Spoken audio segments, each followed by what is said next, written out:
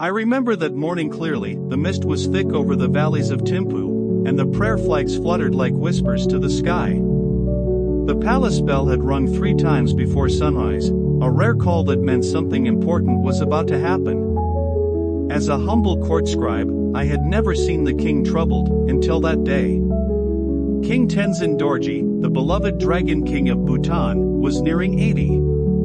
Still upright and wise, he ruled with gentleness and wisdom for over 5 decades. Our land, tucked peacefully in the Himalayas, had changed a lot during his reign. The king had always made sure our traditions stood strong. Every home had a prayer wheel, and everyone gathered for Chechu, our sacred mask dances held once a year. But the question now was who would take the throne. The royal family had always passed power by birthright, from father to eldest son. That was the tradition. But the king had 2 sons, both capable and noble in their own ways. And 1 daughter. The first prince, Jigme, was strong, well-trained, and a warrior at heart. He was the clear heir, born first and respected across the nation. He spent his time visiting remote villages. Many believed he was a younger mirror of the king. The second son, Kinley, was quieter. A scholar, deeply spiritual. He spent days at the monastery, speaking softly with monks and meditating on mountain tops. He was beloved too for his kindness, his wisdom. People said his heart was bigger than the Himalayas. Then there was Princess Choden, the youngest. Bright as the sun, sharp with her words, and bold enough to debate policy with elders. Though she had no birthright to the throne, many in the new generation admired her fire and vision. Some even whispered, she could lead us to a new Bhutan. That day, the king summoned the entire royal family, the high lamas, the ministers, and even us scribes. The royal courtyard was silent, except for the breeze and the sound of the monks chanting softly in the background. The king stood, wearing his simple red and gold go. His voice, though old, carried across the courtyard like thunder. For centuries, Bhutan has followed a path of peace. And peace comes not only from tradition, but from wisdom. Today, I must choose not just who will rule, but who will understand the soul of our people. By blood, the crown belongs to my eldest son. By spirit, my younger son could lead with compassion. But my daughter, she sees tomorrow before it arrives. A soft gasp moved through the crowd. So, I will break tradition. I name all 3 Jigme, Kinley, and Choden as one. They shall rule together as the Dragon Council. No crown, no single throne. Only unity.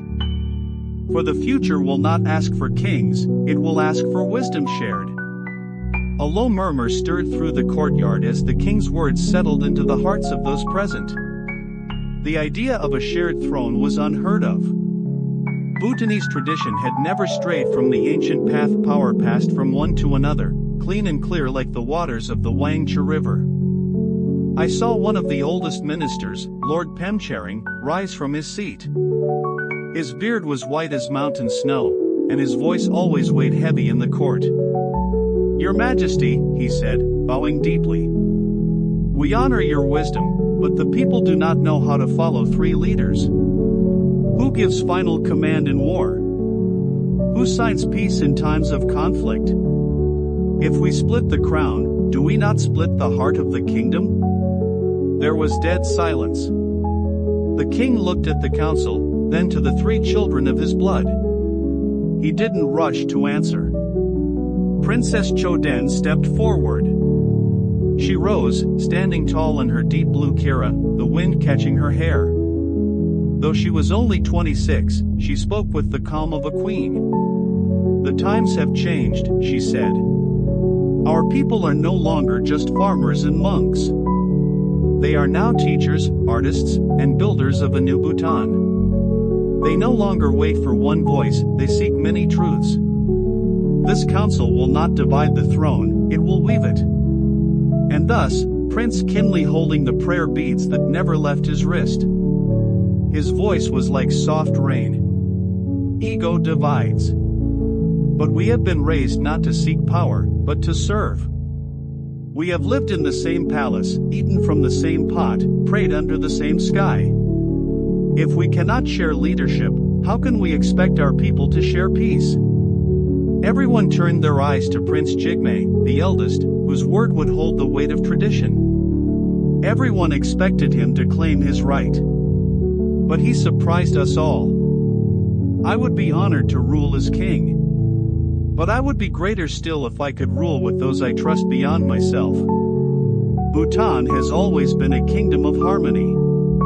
Let the world learn from us that even thrones can be shared when the heart is one. King Tenzin's eyes sparkled with quiet joy. He turned to the sacred mountain in the distance, Jomalhari, and raised his hands. Let it be known across the valleys, across the rice fields and monasteries. The crown is not a jewel, but a responsibility. From this day forth, Bhutan shall be ruled not by one, but by three bound in duty, love, and shared wisdom. Bells rang again, this time louder and brighter. I could feel it, not just in my ears, but in my chest, as though the land itself breathed easier. Over the next weeks, the news spread. Some villagers were confused at first. Others celebrated, dancing in the streets during the Chechu, painting the Dragon Council on murals beside the images of deities and saints. Prince Jigme led with strength, reforming the military, protecting the forests. Prince Kinley led with peace, bringing education to every corner of the land, expanding access to healthcare. Princess Choden brought vision, leading diplomatic ties, opening trade with care and dignity. And the king? He retired to a quiet temple in Bangtang, where the rivers meet. He lived simply, planting fruit trees, smiling at children, and teaching young monks that power, in the end, is not in the crown but in the heart that carries it. Today, Bhutan is still quiet. Still full of song, prayer, and mountains. But under the Dragon Council, our country shines with a new kind of light where strength, spirit, and vision lead together. And I, the lucky scribe who saw it unfold, still carry the sound of that morning in my heart. Yes, I saw the day Bhutan chose unity over pride. I was there when a throne became a circle.